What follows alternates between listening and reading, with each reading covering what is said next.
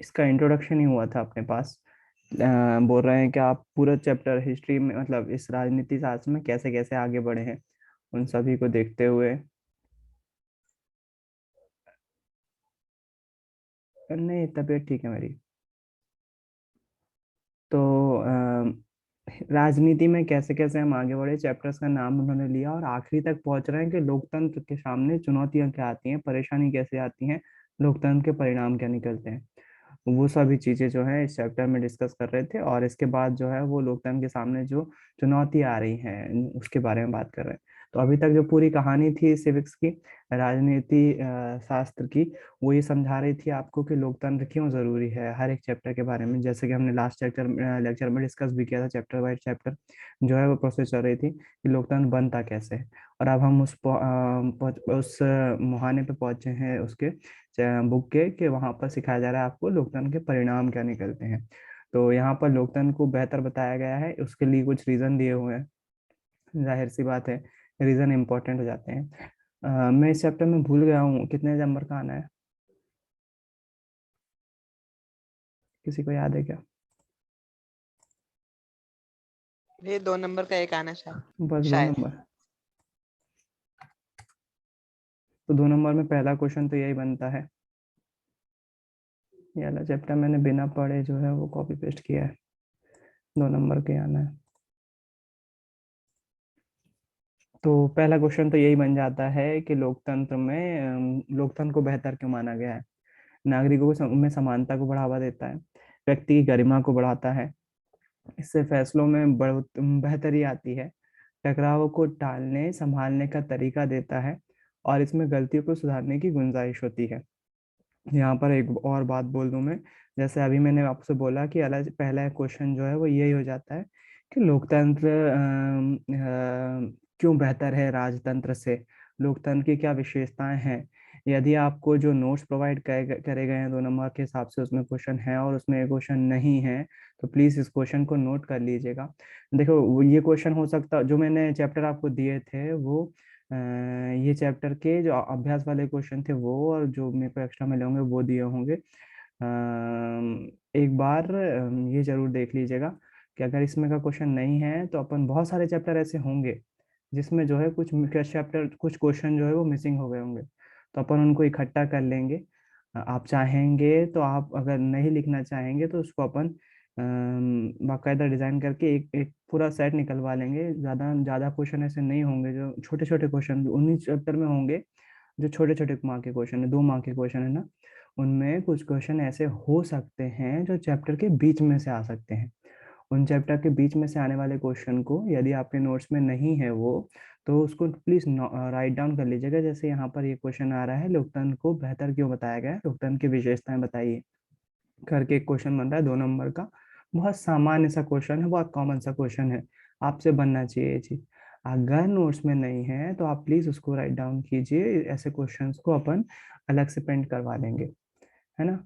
ज्यादा टाइम नहीं लगेगा उसमें, एक ज्यादा क्वेश्चन भी नहीं होंगे ऐसे। क्या ये, हाँ, तो इससे फायदा क्या होता है, व्यक्ति की गरिमा को बढ़ाता है, इससे फैसलों में बेहतरी आती है। फैसलों में बेहतरी मतलब जल्दबाजी में कोई डिसीजन नहीं लिया जा सकता, अगर जल्दबाजी में लिया जाता है तो वो गलत हो जाता है, इसलिए फैसले लेने में थोड़ी सी बेहतरी आती है। टकरावों को टालने संभालने का तरीका देता है। कुछ बच्चे कनेक्ट नहीं हो पा रहे हैं, 2 मिनट।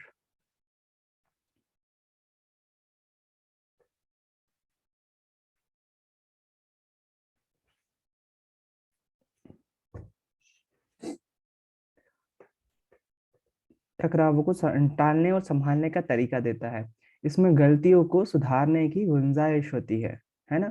अगर कुछ गलती हो जाती है तो उनको सुधारा जा सकता है। जैसा कि आपने देखा, कुछ जब कानून बन रहे होते हैं, उन कानूनों में अगर कुछ गलती हो जाती है तो संशोधन करके उनको बिल्कुल सुधारा जा सकता है। क्या ये उम्मीद है लोकतांत्रिक शासन को स्टार्टिंग में ये पूरा हो गया होगा मेरे ख्याल से, पहला पैराग्राफ हो गया होगा। दूसरा, उत्तरदायी, जिम्मेदार और वैध वैध शासन, तो इधर से पढ़ना था। कुछ ऐसी चीजें हैं जिन्हें लोकतंत्र को पूरा करना ही चाहिए। लोकतंत्र में सबसे बड़ी चिंता यह होती है कि लोगों का अपना शासक चुनने का अधिकार और शासकों पर नियंत्रण बरकरार रहे। वक्त, जरूरत और यथासंभव इन चीजों के लिए लोगों को निर्णय प्रक्रिया में भागीदारी करने में सक्षम होना चाहिए, ताकि लोगों के प्रति जिम्मेवार सरकार बन सके और सरकार लोगों की जरूरतों और उम्मीदों पर ध्यान दे। इस सवाल के तफसील में जाने से पहले हमारे सामने एक मामूली सा जान पड़ने वाला सवाल यह भी होता है, क्या लोकतांत्रिक सरकार कार्यकुशल होती है? मतलब जो लोगों के द्वारा चुनी गई सरकार है वो वाकई कार्य कर पाती है या नहीं? क्या यह प्रभावी होती है? कुछ लोगों का मानना है कि लोकतंत्र में कम प्रभावी सरकारें बनती हैं। निश्चित रूप से यह सही है कि अलोकतांत्रिक सरकारों को विधायिका का सामना नहीं करना होता। तो ये बोल रहे हैं कि लोकतंत्र में कम प्रभावी सरकारें बनती हैं, मतलब काम थोड़ा सा प्रभावित होता है। जितनी तेजी से निर्णय राजतंत्र में लिए जा सकते हैं, राजा ने डिसीजन लिया, खत्म, उसके बाद जो है वही वही फुल एंड फाइनल हो गया, मतलब वो फॉलो करना ही है आपको। तो लोकतंत्र में कम प्रभावी सरकारें बनती हैं। एक तरह से बोलने वाली ये बात है कि बहुमत में बहुत कम सरकारें मिलती हैं, आती हैं। जब बहुमत नहीं मिल पाता तो गठबंधन वाली सरकार को काम करने में परेशानी होती है, प्रभावी ढंग से काम नहीं कर पाते वो। जो डिसीजन लेना है, अभी तो खैर वर्तमान में केंद्र सरकार और राज्य सरकारें भी बहुमत में है ज्यादातर। कुछ गठबंधन है, जैसे महाराष्ट्र का मैंने उदाहरण लिया था आपको, तो उसमें जो है वो प्रभावी तरीके से काम नहीं कर, प्रभावी तरीके से काम मतलब जो जैसा करना चाह रही वैसे के वैसा इम्प्लीमेंट करना है। अगर कोई नियम सरकार ने सोचा कि कृषि को लेकर, अभी देखो कृषि को ही लेकर देखो, केंद्र सरकार ने कृषि को लेकर बिल बनाया, कानून बना है, लेकिन लोगों ने जो है उसका विरोध कर दिया। और केवल लोगों ने नहीं, केवल कुछ दो स्टेट के किसानों ने मेनली विरोध किया, पंजाब और हरियाणा। और उसके विरोध में जो है सरकार को बिल वापस लेना पड़ा, जबकि सरकार को मालूम है कि वो बिल जरूरी है, लोगों के काम के है, किसानों की जो आय है उसको बढ़ाने वाले हैं, लेकिन नहीं ला पा रहे, क्योंकि वो लोग जो है वो इतने ज्यादा बुरी तरीके से उसका विरोध कर रहे थे। हम सालों हो गए थे बैठे बैठे। तो बोल रहे हैं कि लोकतंत्र में कम प्रभावी सरकारें होती हैं। निश्चित रूप से यह सही है कि अलोकतांत्रिक सरकारों को विधायिका का सामना नहीं करना होता है। निश्चित रूप से जो अलोकतांत्रिक सरकार होती है, राज्य सरकारें होती है, उसको किसी को किसी भी रूप से जवाबदेह नहीं है वो किसी के प्रति, उनको जवाब नहीं देना। उन्होंने एक बार जो डिसीजन ले लिया, जैसे आप नॉर्थ कोरिया का ले लो, नॉर्थ कोरिया के शासक किम जोंग उन जो है वो एक तरह से अलोकतांत्रिक सरकार चला रहे हैं। उनके यहाँ लोकतंत्र नहीं है, वो राजा हैं, वो जो चाहे वो डिसीजन ले सकते हैं। तो वो रहे वहां पर जो है उनको विधायिका का सामना नहीं करना है, कोई किसी का जवाबदेह नहीं है किसी के प्रति उनकी। उन्हें बहुसंख्यक या अल्पसंख्यक नजरिए का ख्याल नहीं रखना पड़ता है, ये भी बिल्कुल ठीक है। उनको जो उन्होंने डिसीजन ले लिया ना, बस वो सही है। उनको बहुसंख्यक, अगर बहुसंख्यक के खिलाफ फैसले लेना तो वो भी ले सकते हैं, अल्पसंख्यक के खिलाफ भी ले सकते हैं। बहुसंख्यक मतलब जिनकी संख्या ज्यादा होती है, अल्पसंख्यक मतलब जिनकी संख्या कम होती है। भारत में बहुसंख्यक कौन है? हिंदू आबादी बहुसंख्यक कहलाती है। और अल्पसंख्यक के अंतर्गत मुस्लिम, सिख, जैन, ईसाई, पारसी, ये सभी जो है अल्पसंख्यक में आते हैं। इसका उल्टा पाकिस्तान में बहुसंख्यक मुस्लिम है, और हिंदू जो है वहां पर अल्पसंख्यक के तौर पर आते हैं। Same case with Bangladesh. Bangladesh में ये मुस्लिम जो है वो बहुसंख्यक है, और हिंदू जो है वो अल्पसंख्यक है ना। लोकतंत्र में बातचीत और मोलतोल के आधार पर काम चलता है। क्या इससे लोकतांत्रिक सरकारें कम प्रभावशाली हो जाती हैं? लोकतंत्र में बातचीत और मोलतोल के आधार पर काम चलता है, आपस में बातचीत करके बीच का रास्ता अख्तियार करना होता है। आइए आप फैसलों के मूल्य के हिसाब से तोलने की कोशिश करें। ऐसी सरकार की कल्पना कीजिए जो बहुत तेज फैसले लेती है, लेकिन यह सरकार ऐसे फैसले भी ले सकती है जिसे लोग स्वीकार ना करें, और तब फैसले, अरे यार ये तो पढ़ चुके थे ना। अब दूसरे पहलू पर नजर डालें। लोकतंत्र में इस बात की पक्की व्यवस्था होती है कि फैसले को कायदे अनुसार करना भी चाहे तो फैसले का पालन हुआ है नहीं, इसका पता कर सकते हैं। आरटीआई के बारे में पढ़ चुके थे। ये वाला ग्राफ देख लिया था अपन ने, लोकतंत्र को जो परिभाषित करते थे। आर्थिक समृद्धि और विकास, आप लोगों को भी याद नहीं है कहाँ तक पढ़ा था। आर्थिक समृद्धि और विकास, अगर लोकतांत्रिक शासन में अच्छी सरकार की उम्मीद की जाती है तो उससे विकास की उम्मीद करना क्या उचित नहीं है? अगर आपको याद आया हो तो आरटीआई के बारे में बात कर चुके थे अपन। इस ग्राफ को लास्ट में देखा था अपन ने क्लास में, कि कैसे जो है लोग बाग लोकतंत्र को समर्थन करते हैं लोकतंत्र का, वो आंकड़े दिए हुए थे। अगर लोकतांत्रिक शासन में अच्छी सरकार की उम्मीद की जाती है तो उससे विकास की उम्मीद करना उचित नहीं है। तो अगर लोकतांत्रिक शासन में अच्छी सरकार की उम्मीद की जाती है तो उससे विकास की करना क्या उचित नहीं है? क्यों नहीं है, बिल्कुल उचित है। अगर अच्छी सरकार है तो विकास होना चाहिए। अगर 1950 से 2000 के बीच की सभी लोकतांत्रिक शासनों और तानाशाहियों के कामकाजों की तुलना करें तो पाएंगे कि आर्थिक समृद्धि के मामले में तानाशाहियों का रिकॉर्ड थोड़ा बेहतर है। अच्छा, मतलब आर्थिक विकास के रूप में लोकतंत्र ज्यादा पीछे रहे हैं विकास के मामले में, जहाँ वो रहा है क्या बोलते तानाशाही रवैया, वहाँ आर्थिक विकास दर ज्यादा अच्छी है, ऐसा बोल रहे हैं आंकड़े। उच्चतर आर्थिक समृद्धि हासिल करने में लोकतांत्रिक शासन की यह अक्षमता हमारे लिए चिंता का कारण है, पर अकेले इसी कारण से लोकतंत्र को खारिज नहीं किया जा सकता। जैसा कि आपने अर्थशास्त्र में पढ़ा, आर्थिक विकास कई कारकों पर निर्भर करता है, मसलन देश की जनसंख्या के आकार, वैश्विक स्थिति, अन्य देशों से सहयोग और देश द्वारा तय की गई आर्थिक प्राथमिकताओं पर भी निर्भर करता है।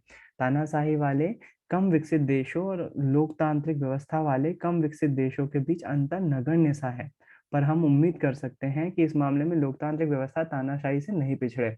तानाशाही और लोकतांत्रिक शासन वाले देशों के आर्थिक विकास दर में अंतर भले ज्यादा हो, मतलब सीधे सीधे ये बोल रहे हैं कि कुछ बड़े देश जो लोकतंत्र वाले जैसे भारत और किसी छोटे देश जहाँ पर तानाशाही रवैया चल रहा है उनकी तुलना करें तो आर्थिक विकास वहाँ राजतंत्र में ज्यादा अच्छा हुआ है, जबकि लोकतंत्र में धीमा हुआ है, ये बोल रहे हैं, है ना। लेकिन बोल रहे हैं ऐसा डायरेक्ट हमसे इसी से डिसीजन नहीं निकाल सकते हैं। अगर छोटे मुल्कों की तुलना करें, क्योंकि विकास दर जो है बहुत सारे आंकड़ों पर डिपेंड करती है, जो कि हम आर्थिक विकास में देख चुके हैं, है ना। अगर छोटे देशों की तुलना करें तो दोनों में अंतर ना के बराबर है, नगण्य सा है। इस तथा इसके आगे के 3 पन्नों पर दिए गए कार्टून धनी और गरीब लोगों के बीच के अंतर को दिखाते हैं। क्या आर्थिक समृद्धि का लाभ सबको बराबर बराबर हुआ है? राष्ट्र के धन में अपनी हिस्सेदारी बढ़ाने के लिए गरीब किस तरह आवाज उठा सकते हैं? विश्व के धन में अपनी हिस्सेदारी बढ़ाने के लिए गरीब देश क्या करें? तो पहला कुछ कार्टून दिया हुआ है, आर्थिक समृद्धि और आय का बंटवारा 2000-2006, धनी, बीच बीच के और गरीब। तो एक बॉडी बिल्डर है, धनिकों के पास सबसे ज्यादा धन, एक कार्टून की मदद से बताया हुआ है कि जो अमीर लोग हैं वो अच्छे खासे पैसे कमा रहे हैं, मतलब अमीरों का और अमीर होना और गरीबों का और गरीब होना बताया हुआ है। मिडिल क्लास बीच का ही है, ना गरीब में आ रहा है वो ना अमीर में आ रहा है। तो अपन अगर आप मोबाइल पर देख रहे हो, क्लास अटेंड कर रहे हो रेगुलर, तो आप बीच वाले सेक्शन में आते हो, हम सभी जो है वो बीच वाले सेक्शन में ही आते हैं, है ना। अगर मोबाइल नहीं है और इंटरनेट भी नहीं है तो फिर आप गरीबी के एरिया में आओगे। घर नहीं है पक्का। लोकतंत्र की आर्थिक उपलब्धि, हाँ, अब इस मिडिल क्लास में भी 2 सेक्शन आ जाते हैं, अपर मिडिल क्लास और लोअर मिडिल क्लास। तो वो बात है, उसमें जरूर थोड़ा सा डिफरेंस होगा, कुछ बच्चे लोअर मिडिल क्लास में होंगे, कुछ अपर मिडिल क्लास में होंगे। कोई पैमाना नहीं है कि स्केल लेके नापते फिरें कि अपर मिडिल क्लास में या लोअर मिडिल क्लास में। लोकतंत्र की आर्थिक उपलब्धियां, तो लोकतंत्र की आर्थिक उपलब्धियां, आर्थिक उपलब्धि मतलब कि पैसों के मामलों में, अर्थ, अर्थ मतलब होता है पैसा, है ना। पैसों के मामले में क्या उपलब्धियां रही? वो मेरे प्यारे बच्चे तुम इतना नीचे कैसे रह गए? तो बोल रहे हैं तुम ही बताओ। मतलब ये सीढ़ी नहीं चढ़ पाया बच्चा, भूख, स्कूल, स्वास्थ्य सुविधा, आवास। लोकतंत्र, अच्छा ये कॉमिक बुक जैसी दी हुई है, तो जैसा कॉमिक होती है ना उसके हिसाब से लोकतंत्र की आर्थिक उपलब्धि।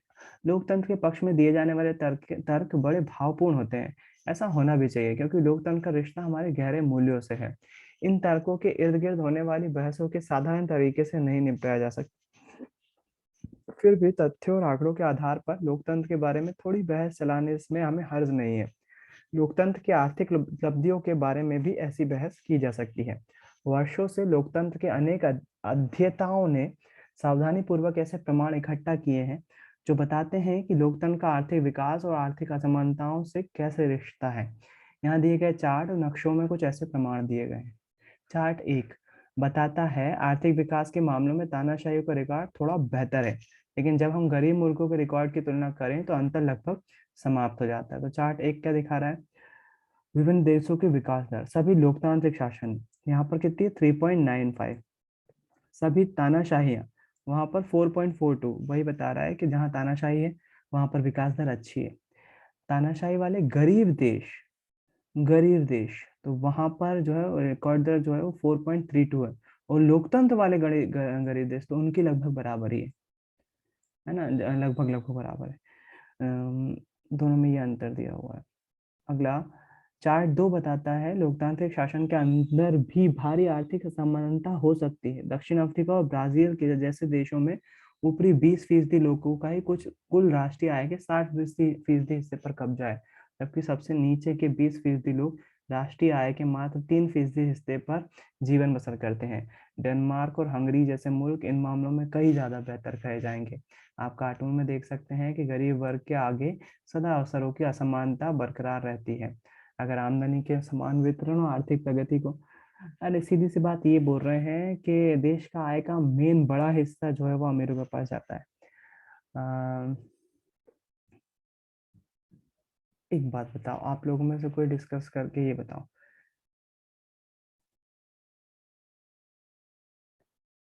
मुझे ये बात बताओ, जैसे मान लीजिए देश में अभी सबसे अमीर व्यक्ति जो है वो अपने देश के मुकेश अंबानी जी हैं।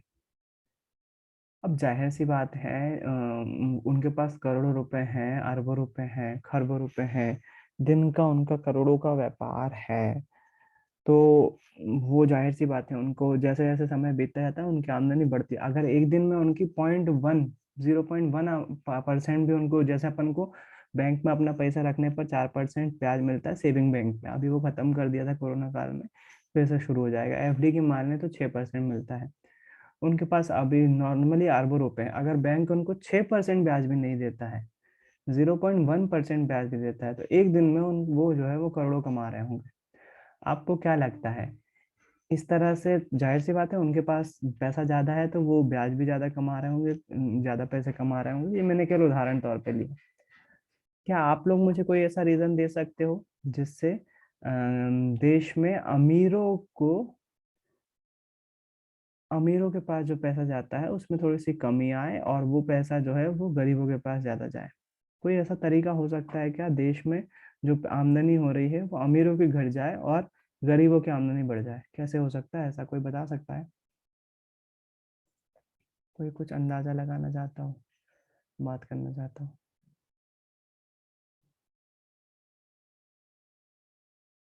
देश में ऐसा कैसे हो सकता है कि अमीरों के पास ज्यादा पैसे और ना जाए, गरीबों के पास ज्यादा पैसे आए, अमीर ज्यादा ना कमा पाए? और भैया संविधान का भी ध्यान रखना। संविधान का भी ध्यान रखना। भैया टैक्स लगाकर, उनकी संपत्ति पर टैक्स बढ़ाकर। हम्म, सबसे अच्छा तरीका यही है।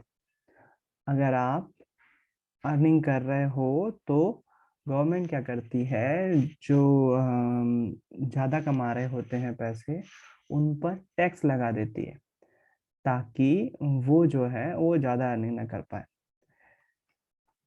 ऐसा गरीबों के साथ नहीं होगा क्या?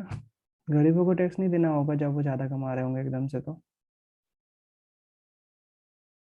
और फिर इस टैक्स से ये लोग बच कैसे जाते हैं जब गवर्नमेंट इनके हर चीज पे, यहाँ तक कि यदि ये दिन की लाइफस्टाइल में कुछ चीजें महंगी जैसे लग्जरी वगैरह कुछ खरीदते हैं, जैसे मान लीजिए इनकी गाड़ी, कोई विशेष प्रकार का पेट्रोल लगता है इनकी गाड़ियों में, तो इनकी गाड़ियों के पेट्रोल पर भी बहुत ज्यादा इनको एक्साइज ड्यूटी, यानी कि जो पेट्रोल दूसरे देश से आ रहा होगा ना उस पर टैक्स जो देना होता है, एक्साइज ड्यूटी बोलते हैं उसको, वो भी हैवी चार्ज करते हैं। तो डेली ये लोग बहुत टैक्स देते हैं, उसके बाद भी इतने अमीर कैसे रह जाते हैं?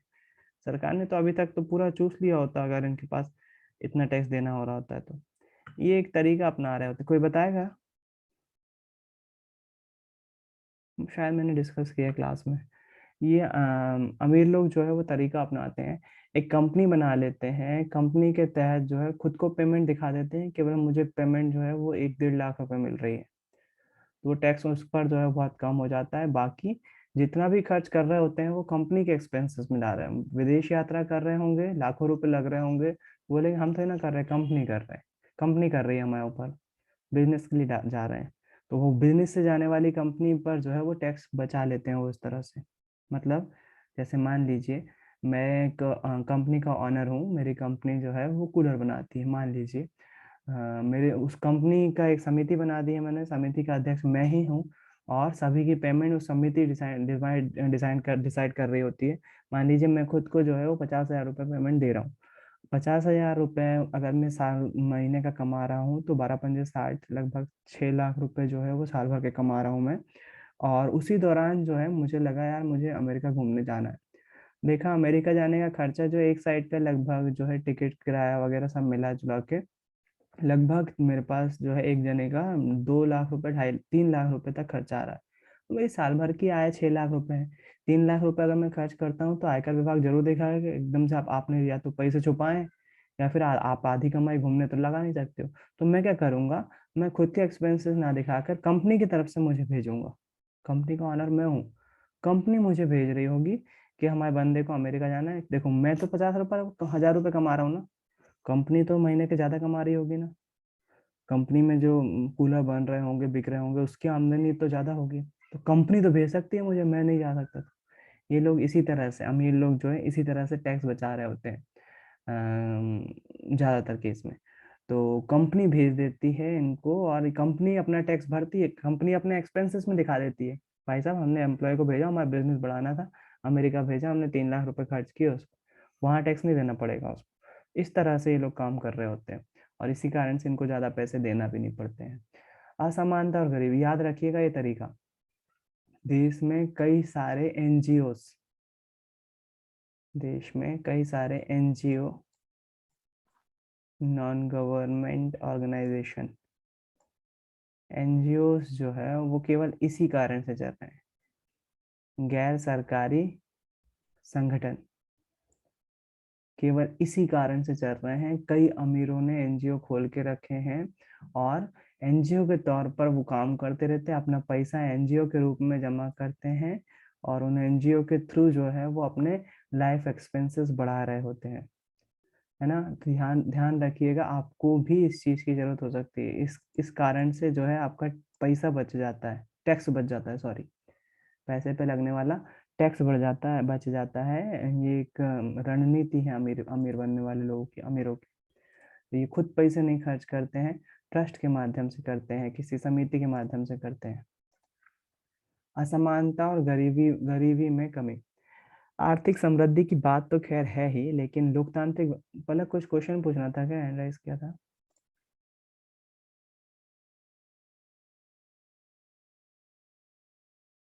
चलो, नहीं पूछना होगा। आर्थिक समृद्धि की बात तो खैर है ही, लेकिन लोकतांत्रिक व्यवस्थाओं से उम्मीद रखना कहीं ज्यादा तर्कसंगत है कि वह आर्थिक असमानता को कम करेगी। जब देश में आर्थिक विकास तेज हो तब भी क्या आमदनी का वितरण इस तरह हो पाता है कि सभी को उसका बराबर बराबर लाभ मिल सके और सभी को बेहतर जीवन गुजर गुजार सके। तो वही लिखा हुआ है। अगर लोकतंत्र है तो लोकतंत्र में भाई सीधी सी बात है, गरीबों को भी उतने ही पैसे मिलना चाहिए जितना अमीर कमा रहा है। ऐसा ना हो लोकतंत्र में अगर विकास हो रहा है, देश तरक्की कर रहा है, तो उसका ज्यादातर पैसा अमीर ही हड़प जाए, वो गरीबों तक पहुंचे ही नहीं। क्या लोकतांत्रिक व्यवस्था में आर्थिक समृद्धि लोगों के बीच आर्थिक असमानता का वर्णन साथ साथ होता है? मतलब जैसे जैसे विकास होता जाता है वैसे वैसे गरीब और अमीर होते जाते हैं, ऐसा क्वेश्चन पूछ रहा है। क्या लोकतंत्र आने से अवसर और वस्तुओं का न्यायपूर्ण वितरण हो पाता है? सच में सबको मिल पाती हैं चीजें कि नहीं? बुक पर तो हाँ, ऑन द बुक हाँ बिल्कुल, ऑन द पेपर हाँ बिल्कुल ऐसा हो पाता है कि सभी को बराबर मिले। लेकिन अगर हम प्रैक्टिकलिटी बात करें तो अभी बहुत कम जगह पर ऐसे हैं जहाँ पर जो है वो, जैसे मान लीजिए किसी चीज का टेंडर निकलता है, अभी यूनिफॉर्म का टेंडर, गवर्नमेंट को स्कूल में यूनिफॉर्म बांटना है या साइकिल बांटना है, कुछ का टेंडर निकला हुआ है। तो वो टेंडर पर ज्यादातर केस में सरकार अपने नुमाइंदों को वो टेंडर दिलवाती है, अपने व्यक्तियों को पैसा दिलवाती है ना। तो वो एक तरह से संसाधनों का वो एक तरह से कमाई का जरिया था। किसी दर्जी, कोई अगर किसी के मम्मी पापा दर्जी हैं, वो ड्रेस सिल सकते हैं, अगर वो टेंडर लेते तो ज्यादातर उनको ज्यादा फायदा होता। लेकिन उनकी जगह पर सरकार का कोई जो बंदा दलाल होता है, अच्छा वो दलाल क्या करता है, उसको तो सिलाई आती नहीं, वो सरकार से टेंडर पास करवा लेता है और काम दर्जी से करवाता है।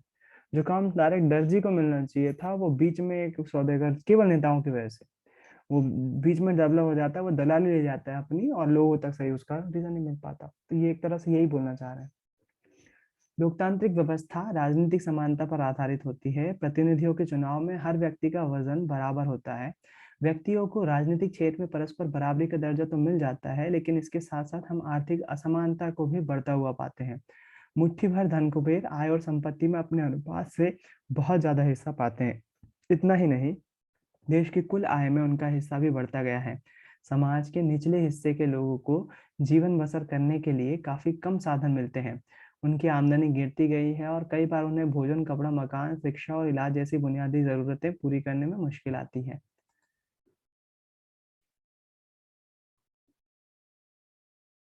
क्या कोई भी ऐसा नेता नहीं है जो ऑनेस्ट हो? नहीं, ऐसा भी नहीं है कि सारे ही नेता भ्रष्ट होते हैं, सारे ही जो है वो पार्टी भ्रष्ट होती है, ऐसा बिल्कुल नहीं है।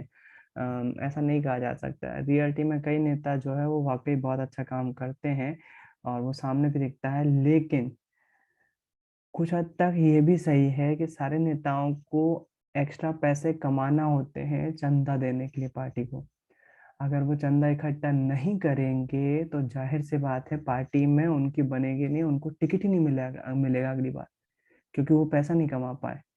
तो सारे नेता नहीं होते हैं जो भ्रष्टाचारी, लेकिन लगभग सभी होते हैं, है ना, क्योंकि सभी को पार्टी चलाना है। और एक राजनीति का सिंपल सा नियम हो गया भाई, पार्टी चलाना है तो चंदा इकट्ठा करना पड़ेगा, चंदा देना है तो वो अपनी जेब से तो देगा नहीं, जाहिर सी बात है। और अब इसमें ये चलता है कि जो ईमानदारी से बेईमानी कर सके, ईमानदारी से बेईमानी कर सके, वो बंदा जो है राजनीति में आगे बढ़ पाता है। क्योंकि अगर कोई बेईमानी से बेईमानी करता है तो सामने पकड़ा ही जाता है, उसका कैरियर खत्म, वो चुनाव लड़ ही नहीं पाएगा क्योंकि मीडिया में छवि बन गई है।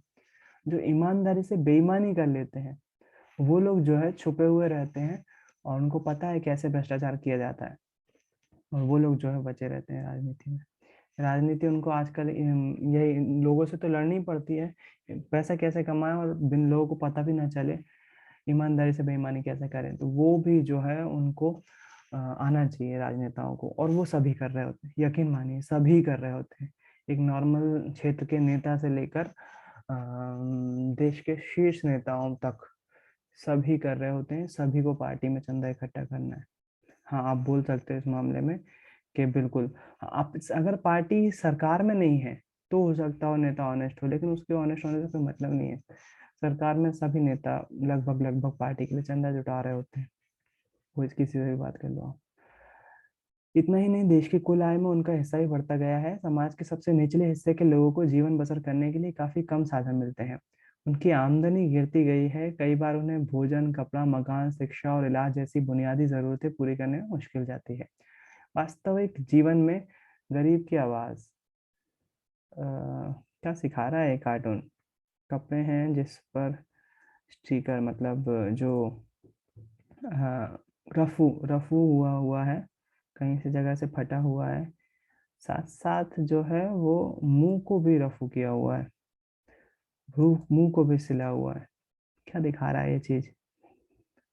कपड़ों पर रफू करना दिखा रहा है गरीबी को, और मुंह पर रफू करना है कि आप गरीब हो, चुप भी रहो, आपकी आवाज जो है वो कोई नहीं सुनने वाला। आप आवाज निकालने की कोशिश भी करोगे तो किसी को सुनाई नहीं देगी, आप चुप ही रहो तो ही अच्छा है आपके लिए। वास्तविक जीवन में लोकतांत्रिक व्यवस्थाएं आर्थिक असमानताओं को कम करने में ज्यादा सफल नहीं हो पाई हैं। अर्थशास्त्र की कक्षा 9 की पाठ्य पुस्तक में आपने भारत की गरीबी के बारे में पढ़ा है। हमारे मतदाताओं में गरीबों की संख्या काफी बड़ी है, इसलिए कोई भी पार्टी उनके मतों से हाथ धोना नहीं चाहेगी। फिर भी लोकतांत्रिक ढंग से निर्वाचित सरकारें गरीबी के सवाल पर उतना ध्यान देने को तत्पर नहीं जान पड़ती जितने कि आप उनसे उम्मीद करते हैं। कुछ अन्य देशों में हालत इससे भी ज्यादा खराब है। बांग्लादेश में आधी से ज्यादा आबादी गरीबी में जीवन गुजारती है। अनेक गरीब देशों के लोग अपनी खाद्य आपूर्ति के लिए भी अब अमीर देशों पर निर्भर हो गए हैं। अगला डायग्राम बना हुआ है, विश्व का धन चंद लोगों के हाथ में। तो 50% जो है वो 50% आबादी जो कि इतनी बड़ी है, उसके पास केवल इतना ही हिस्सा आ रहा है संसाधनों का, और 2% आबादी के पास पूरे संसाधन मौजूद हैं, ये दिखा रहा है वो। सामाजिक विविधताओं में सामंजस्य, तो नेगेटिव मेरा आपके कहने का क्या मतलब सिर्फ इतना है कि लोकतंत्र में इस बात का पक्का इंतजाम होता है कि लोग एक दूसरे का सिर न फोड़ें, या तो सद्भाव की स्थिति नहीं हुई? क्या हम इतने भर से संतोष कर लें? सामाजिक विविधताओं में सामंजस्य, सामाजिक विविधताओं में सामंजस्य, सामंजस्य समझते हो? बातचीत से हल निकालना, किसी भी परेशानी का बातचीत से हल निकालना, और बातचीत से हल निकाल के आगे बढ़ना। कोई परेशानी है तो उस परेशानी से लड़ झगड़ कर खत्म होने की जगह आगे बढ़ने के तरीके निकालना सामंजस्य कहलाएगा, है ना। जैसे नॉर्मली हस्बैंड वाइफ में जो है वो आपसी सामंजस्य से ही गाड़ी आगे बढ़ रही होती है ना। एक दूसरे को समझना, एक दूसरे की कमी निकालना, एक दूसरे की गलतियों को सुधारना, वो चलता रहता है। एक सिंपल सा है, सास बहू के रिश्ते में भी वही है, चलता रहता है वो चीज़।